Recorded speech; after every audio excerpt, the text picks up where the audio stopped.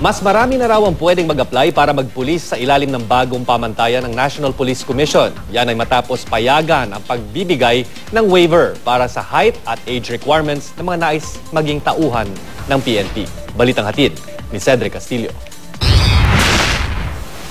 Pinaghirapan po ng dati ko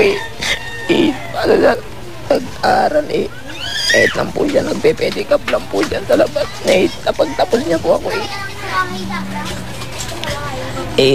yun daw talaga yung nasa yung height talaga ng ng pagpupulis. Wala naman din ako nagawa. Ganito na lamang ang pagbuhos ng emosyon ni Fernando Baluyot nang minsan siyang makapareham ng GMA News. Tanggap na raw noon ni Baluyot, isang traffic constable ng MMDA, na tuluyan ng naglaho ang pangarap niyang maging pulis. Kumpleto nga ng unit sa kursong criminology at buong-buo raw ang loob. Kapos naman sa tangkad si Baluyot. 5'4" ang requirement ng PNP, ang kanyang height 5'3". Sa Memorandum Circular 2013-004 na inilabas ng National Police Commission o NAPOLCOM, tila muling magkakapag-asa ang mga katulad ni Traffic Constable Baluyot.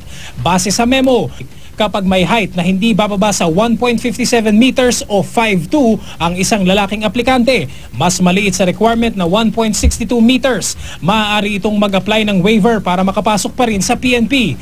Para sa mga babaeng aplikante, 1.52 meters o kulang-kulang 5 feet naman ang minimum requirement para makapag-apply ng waiver. Kapos ito ng 2 inches sa height requirement ng PNP para sa mga lady police.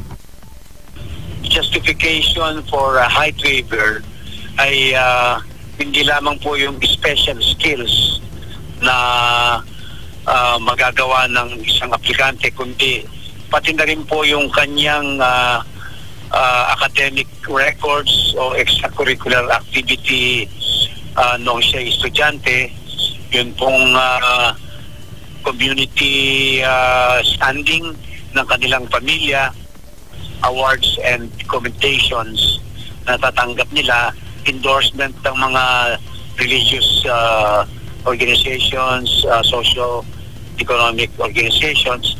Yan po ay magiging batayan. Sa bahaging ito ng Maynila, muling nakapanayam ng GMA News si Traffic Constable Baluyot. Bagaman masaya na rin daw sa kasalukuyang propesyon, hindi na itago ni Baluyot ang abot-tengang ngiti nang mabalitaan ang memo ng NAPOLCOM. Katulad yung maliliit, nabuhayan sila ng loob kung malalaman nila yun.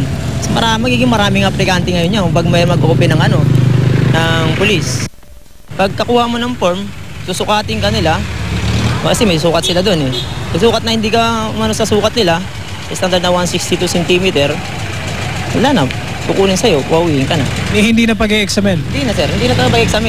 Pero meron pa raw problema ang traffic enforcer. Baka overage na siya sa edad na 35. Sa memo ng NAPOLCOM, pwede na rin daw mag-apply ng waiver ang mga nais magpulis na hanggang 35 years old. Bibigyan din ng 6 na buwan ang mga aplikante para ipasa ang weight requirement ng PNP. Try ko yan kung makakahabol. Kung hindi, wala masama. Kasi susubukan ko rin para maganda, malay mo.